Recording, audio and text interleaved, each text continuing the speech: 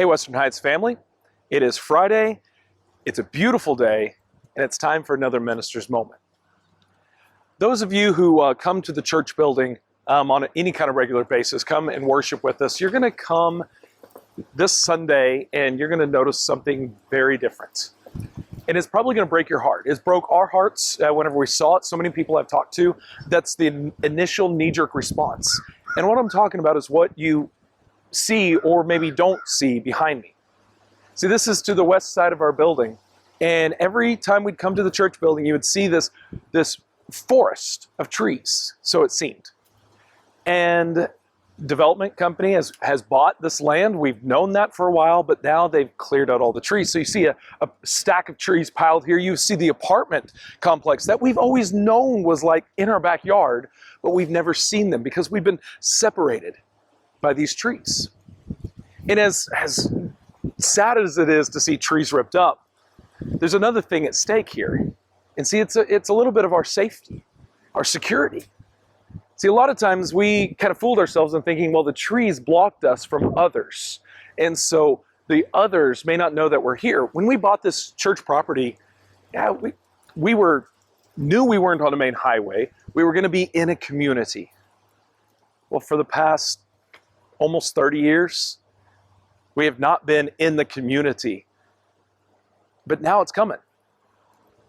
And that initial knee-jerk response is of like, oh, the trees and all that pretty. And now we have this wind coming over these hills that we haven't had yet. And you have all these things.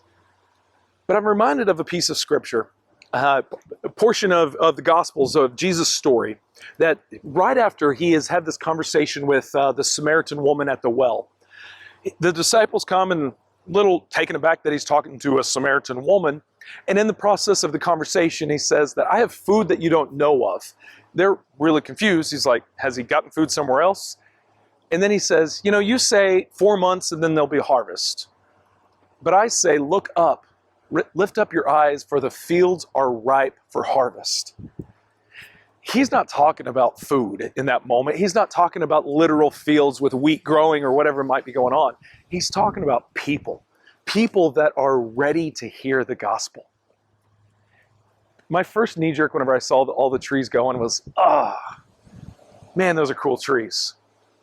But the reason they're going is because there's going to be living spaces. There's going to be neighbors moving in. And we've seen this on the east side of our building, that these houses that are popping up there, we are finally becoming the community church, the community-centric church that we planned on so long ago. But the question is, what are we going to do with it?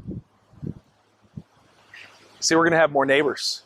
We're going to have people that are coming to live, choosing to live next to us. Are we ready? Are we actually going to do something about this? Are we going to, the questions need to be asked, like, how are we going to be Jesus to these people?